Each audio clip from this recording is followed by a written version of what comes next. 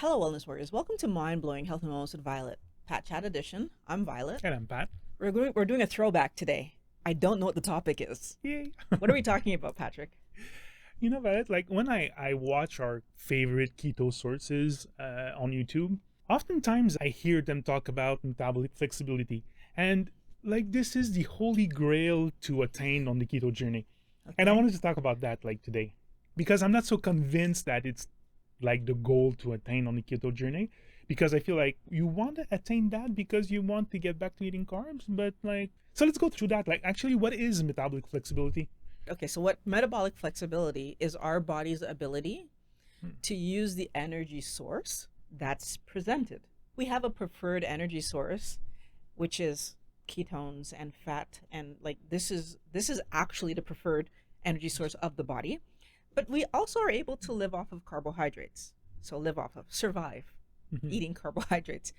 So metabolic flexibility is that it's our ability to either eat the body's preferred energy source, Okay. but in a pinch, use a different energy source to power us. Okay. So If I'm understanding that correctly.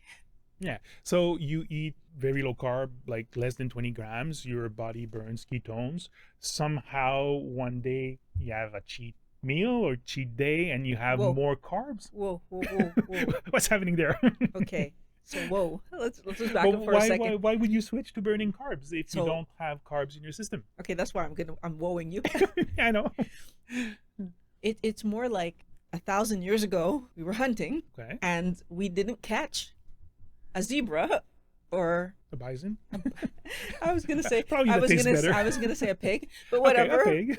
So then we would have no choice but to eat vegetation, right? So we would eat, like, if we were lucky enough that this happened to us during the summer, Okay. or like we would eat vegetation. But like if we had meat available, so an animal available, we would eat the animal. Okay. The other thing that's interesting that we don't often think about is that if we do that, so if we think about back then, like we didn't eat every day, right? Like what would be the likelihood that every single day you would have caught enough meat for the entire tribe to eat? So some days some people would eat and some, right? As we're trying to catch, and so we're constantly catching. Now, Okay, so obviously, if we think back in our history, the warriors would probably have eaten more frequently than the other people, yeah. right? But the truth is, we wouldn't have been eating every single day. Yeah. So they were fasting by nature at the time. Basically, like you eat your meat, you have your fat on the meat, you have your protein, have very little carbs, and more often probably than ever, like fast because you don't get like or you didn't hunt your animal And then when you say very little carbs, like seriously, if there happened Yes. to be some grass on the on meat that you meat. happen to be eating, but like it wasn't your thing that you're Yeah. saying, oh, beside this meat, I'm putting some. No, they were eating the Yeah. animal. Years ago, before all this refrigeration, it was still the case up north that the Inuit ate mostly animals, right? Because winter is how long? Mhm. So it's not even like they were doing what we were doing. And the truth was, in the summer, when they caught animals, as they were getting closer to winter, the more animals they caught, like tundra and ice, they could just store the Mm. animal, right? Like, so I guess the next question I have is it takes a while to get there. Like why does it take your body so long to be able to burn either source of fuel? but Because that's not I've heard that it can take up to 2-3 years like to but that's not get true to that either. point. But that's not even true either. Like, okay, so let's be very clear on something. Even when we are eating a high carbohydrate diet, we are still processing some ketones because we sleep. And overnight, our body is, still keeping things going, and it taps into some of that fat. So it's not like we're never using the fat stores that are on us. We do. Oh. The thing is that we're not efficient at it, right? So if we want to be efficient at using our fat stores, we need to take the carbohydrate source down, because when there's excessive amounts of carbohydrates, we don't use carbohydrates because they're a preferred source of energy.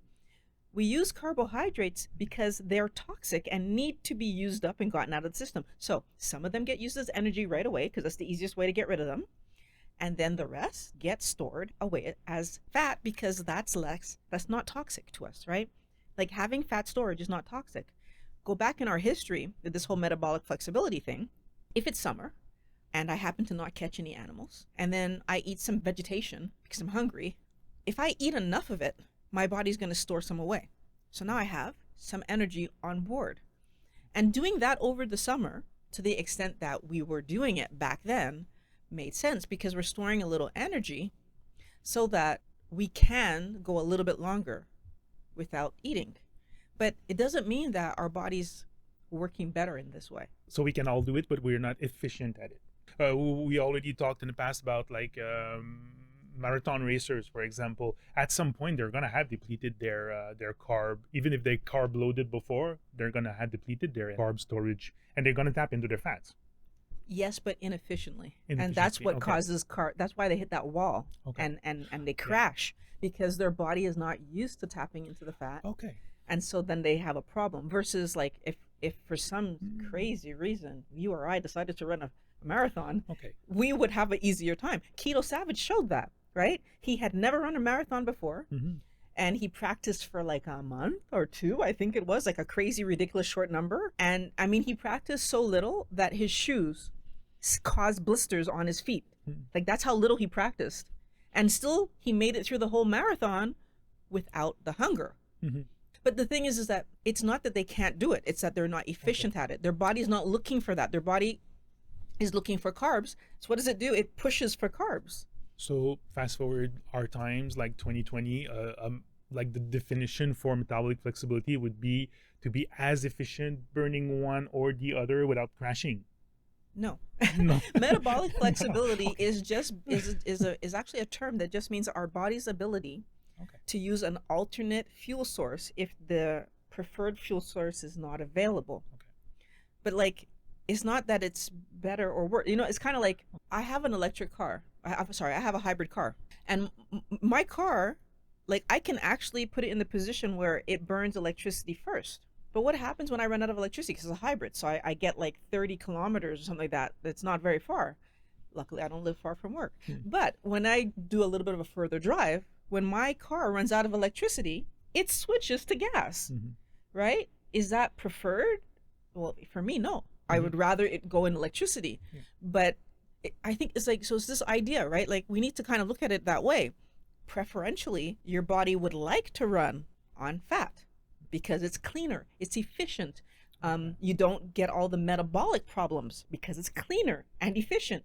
But if you give your body carbohydrates, it's not going to run on fat, leaving the carbohydrates floating in the blood to kill you. So in that case, the smart thing for the body to do is burn some, put some away. But that means now it's cleaning up carbs, so therefore you didn't use any of your fat. Take this a step further, just for you to understand, because this is the thing that people don't get that gets us into trouble. Because saying that carbohydrates are the preferred energy source would be similar to saying that your body likes to process alcohol more than energize itself. But the truth is, if you drink while you eat and drink at the same time, your body is totally focused on getting the alcohol out, and it leaves those carbs floating around for a little while. Why?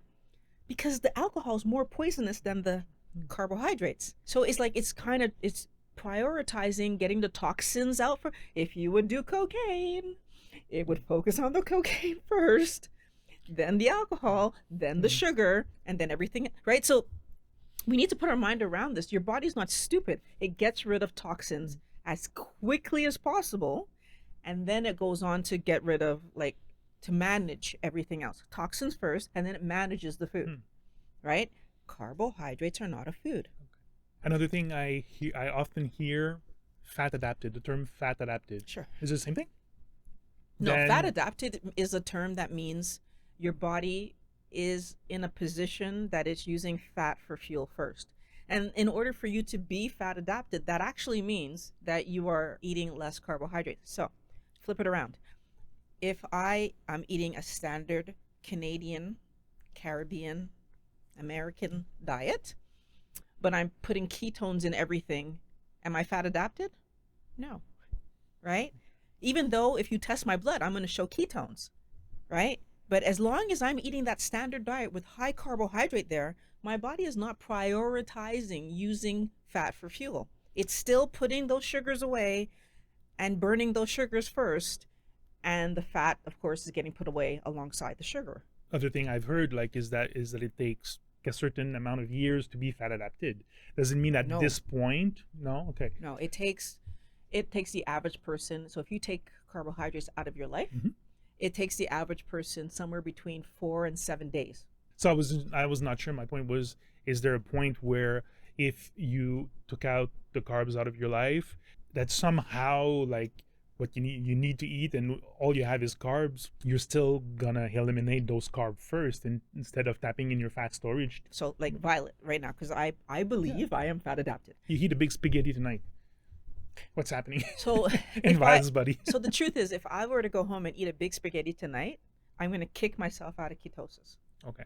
which means I'm no longer in fat burning mode. So I'm not fat adapted anymore, Okay. right? This Okay. is part of the reason that cheat days are so detrimental, Hmm. is that it takes you 4 to 5 days to get back into ketosis. If I have one cheat day a week, what I Yeah. just do? I'm living most of my week not in ketosis, Okay. right? Maybe I'm going to have one day or two, and then I'm going to be kicking myself out again. Being fat adapted means that you've eaten a low enough number of carbohydrates for enough days that your body is now using fat for fuel. Whereas metabolic flexibility is talking about your body's ability, if there is no fat available and you happen to eat another energy source, carbohydrates, that it can use that energy source to keep you moving forward while you're looking for fat. Okay. The point is to look for fat, right? Look for protein and fat together. Then why is it in all those sources of information that it's like the holy grail to attain? Like if once you attain your metabolic flexibility status, you can go back to eat carbs. Like if there's nothing, and oh, okay, your body's gonna burn the carbs, and then it's gonna be back on burning fuels, and you're not gonna have keto flu, and it's gonna be all nice and rainbows and Because those people don't know what they're talking about. okay. And it's sad to say, right? But it's reality that there's a lot of people to get YouTube views, Hmm. to get popular, who will talk about things that they don't actually understand. They don't do the research to find out.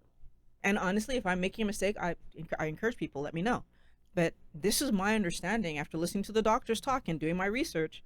This is my understanding. Metabolic flexibility is not your ability to switch back and forth to say, oh, I'm going to eat junk food and then that's not flexibility. That's you not sticking to your healthy way of eating. And we need to stop trying to call that metabolic flexibility. It's not. Metabolic flexibility is actually a something. Like it actually exists. It's your body's ability to use an alternative fuel source if the preferred fuel source is not available, right? And I want you to think about it like this. It's like, yes, are there people who can drink alcohol? Like, so drink today and not drink again for months because they have no addiction to alcohol? Sure. But if I'm addicted to alcohol and I drink today, what's going to happen to me tomorrow? Chances are I'm going to be drinking, right? And I'm going to be drinking the next day and the next day and the next day. And if I'm addicted to carbohydrates, why do I think it's going to be different? If I let myself get all fat adapted and like really under good control, and then, oh, I'm just going to have a cheat day. How many people out there, be honest, put it in the comments below. How many of you have had a cheat day or allowed yourself some kind of treat that was not low carb and then found yourself for days eating it or eating carby stuff and had to like rein yourself back in and get back under control? How many of you has it happened to? Because I know it's happened to me with nuts. Then is it more a question of not having your addiction under control, but at some point after many years of doing keto, you're gonna be able to have something more carby without triggering all the addictive stuff? Maybe because like I'm just thinking about in the way past, you were talking about the hunters. If they didn't have an animal and were eating fruits or vegetables, like they were not this one time going after just like carbs, although maybe that's why they invented bread or something like that. but like yeah, but of course our problem is that we are carb addicted and we don't want to re-trigger those processes that push us towards carbs. Okay. So what I'm going to say to that is that, again, if we go back in history and look at what a banana used to look like, look at what an apple used to look like, Mhm. so we have genetically engineered so many of the things that we eat today to be bigger, sweeter, tastier, and we don't realize that by doing that, I want to say we kicked ourselves in the head, but like we mess with ourselves, right? Because the truth is, those foods are now the bane of our existence, right? Because they put us in this position where we are chasing those things. Back then, when somebody came across a patch of berries growing in the ground, they did not taste like the strawberries, blueberries, raspberries that we eat today. So yeah, would you eat them because you eat a few of them? It's sustaining you. Sure, sure, sure. But you know what? When you chew a coca leaf, you don't get the same reaction that you get when you snort some cocaine, right? It's different. And we need to understand that. Like, we have created the story where these foods actually have this ability to make us addicted to them because we've engineered them to be so. Mm-hmm. So no, I don't believe that back in the day when we were between animals, between meals, that we would have been like addicted to those carby foods. Yeah. The Because level they of were not, carbiness that would, but still we wouldn't have been. they were less sugary. They were less sugary to start with. Yeah. Okay. And yeah, I mean, again, we're a village of us eating a patch of berries versus like we can go to the store every day and buy a package of berries to eat if we wanted to. Yeah. It's not the same. We still needed to wait for them to be available, right? You didn't eat these things year round. That's the other part of the story, right? Yeah. Like if I eat some bananas, but then I have to wait a whole year before I can eat bananas again. Because not so long ago, actually, we didn't have that many choices. I remember when I was young, like except for apples, I don't remember eating many different kinds of fruits. Now they're flying fruits from California to here because like our climate isn't like, except for the strawberries we do have in August or something like that. There's not much that we have in here in Quebec, in Canada. So our ability to ship foods around has really changed a lot of stuff. And our decision that carbohydrates is preferred over fat has changed a lot of stuff. And I do think that we need to be a bit more conscious of the fact that there are good reasons to be careful about how much carbohydrate you eat.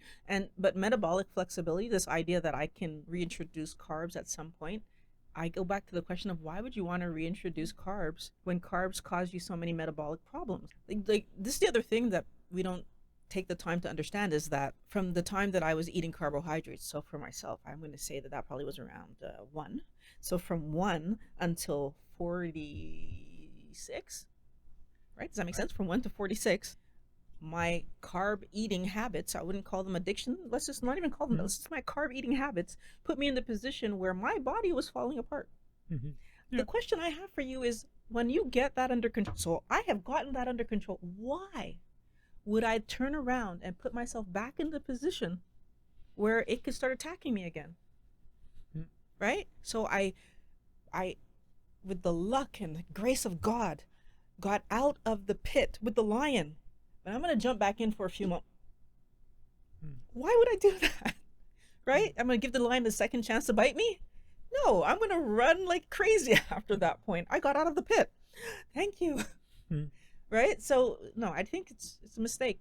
And why are they calling it metabolic flexibility? I think they just haven't done the research on what metabolic flexibility is. So it appears clear to me then it's not a goal to attain on any diet, or like especially on the keto, because we do hear it like on the keto diet, it's not a goal to attain, and it's especially not a goal to attain to get back to your bad habits, basically. So we all have metabolic flexibility baked into our DNA. It's already there. Okay. We don't have to fight for it. I guess like maybe the advice we can give our viewers then, if you come across a video that's talking about metabolic flexibility, then just like /ignore, like you just ignore that basically, unless they're talking about good information. But I mean, like if they're trying to tell you that you need to eat carbs to be metabolically flexible, that's a mistake. Okay, still you have an idea why we're talking so much about it? I have an idea. Okay. Then let us know. I honestly, people want to have an excuse for cheat days. Okay.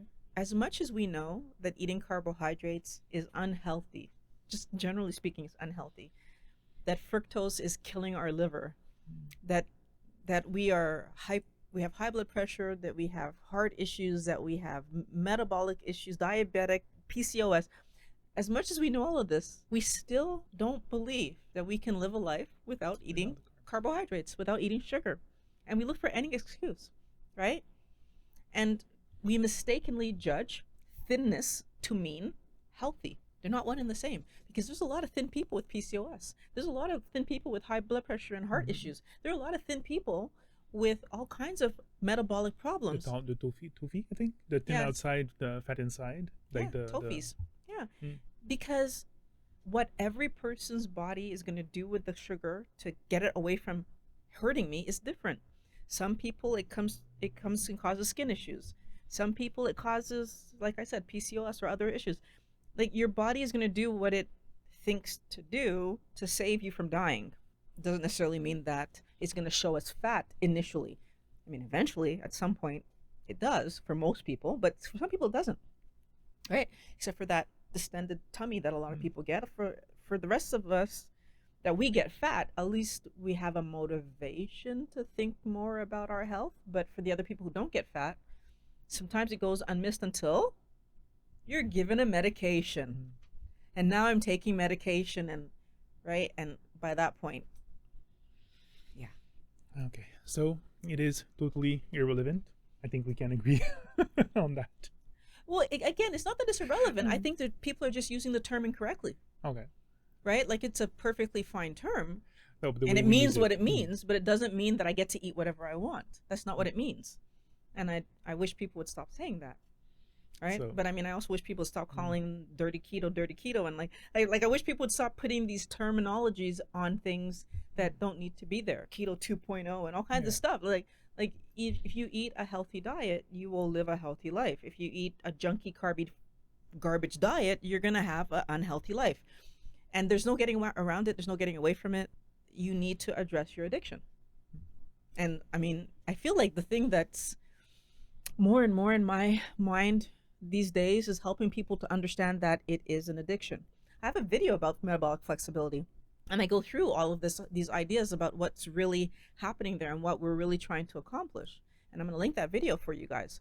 At the end of the day, though, what we really do need to understand is health. So true health is going to come to you by understanding that you're addicted to carbohydrates and getting that addiction under control.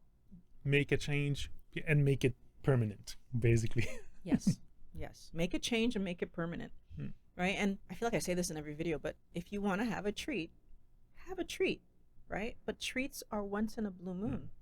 They're not every day. We want this idea of metabolic flexibility to be there so that it gives us the excuse to have weekly or daily carby foods. But as I've said to you before, if you eat something every day, even if you eat it every week, it's part of your meal plan, right? There's lots of people that have steak once a week. That's part of their meal plan. So you need to consider that whatever you have on a weekly basis is part of your meal plan. Are you making junk food part of your meal plan? I'm encouraging you to eat healthy as often as possible. This is super important, expensive, irreplaceable. Why would I tear it apart with junky foods? Right? It took me a long time to figure that out. I'm hoping to speed up your process in figuring it out, right? It took me way too long. I wish I'd have known this 20 years ago. I know it now. I'm living it now. I want you to know it now. You can't replace this. I can replace this. I can replace this. I can't replace this. Treat it properly. This is an important message, guys. So I want you to share this video with anybody you think can benefit. Teespring, Patreon in the description below.